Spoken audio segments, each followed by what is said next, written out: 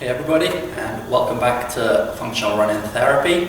I'm Darren, and today, as promised, we're going to talk about some strategies to help your hips and predominantly your kind of posterior chain.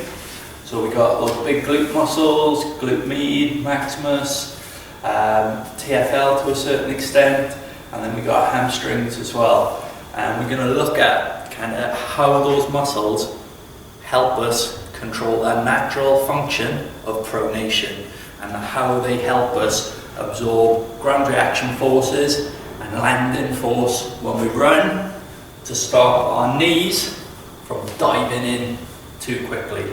Alright, so we would like our knees to come in a little bit because that kind of brings us into a nice, excuse me, a nice kind of spring-loaded shock absorption system, but we want that kind of falling down and in to happen very much under control and at a nice kind of gradual pace. Alright, so dropping in too far, too fast, kind of that motion, that's something we want to avoid. So we're going to give you some strategies today where all we do really is just kind of wake your hips up a little bit. Wake up this posterior chain, get your hamstrings working first eccentrically, so that's the important thing. So they're going to lengthen at the hip as you land before they contract to push off and produce force to propel you forward. So give these strategies a go, especially if you're one of these people that are struggling to kind of, if you struggle with like single leg balance or you really struggle to control in like hop motions, give these a go because they're awesome for helping you wake your hip up.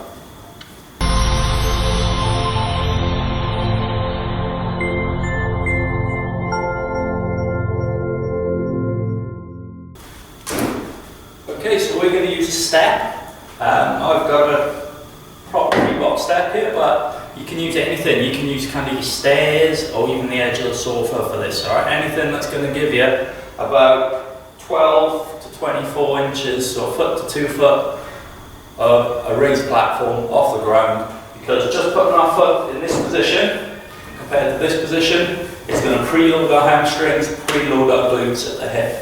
Okay, so all we're going to do to start with, we're going to come up on the toe of your back foot, try and keep everything pointing forwards if you can, and all we're going to start to do is just move up and down from that. Okay, now if you're struggling with balance on that, we can add in a little bit of a tweak, alright, and we can move hands reaching forward, just going to load up your glutes and your hamstrings a little more, and then we can add a bit of a transverse plane reach in, going down with the opposite hand. So I'm just reaching down to where my foot is with my right hand, and then we can add a little bit more of a transverse plane tweak and reach back with this hand, reach down at the same time.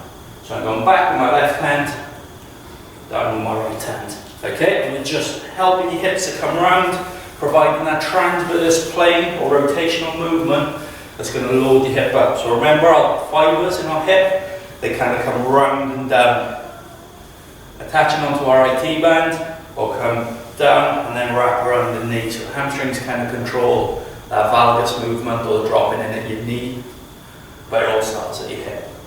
Okay, so we have that one. So just to recap, just down and up as normal. Then you can add, you reach forward in, and then you can add down with the opposite side. And then we can add that hand going back to really easy up. So a good strategy for this would be every couple of days, maybe 2 to 3 sets of each of the different movements, and each set lasting about 20 to 30 seconds. So give that a go. You will get a lot of DOMs in your glutes and your hamstrings the first time you do it, but I promise it'll be worth it. Until next time guys, I'll see you again soon.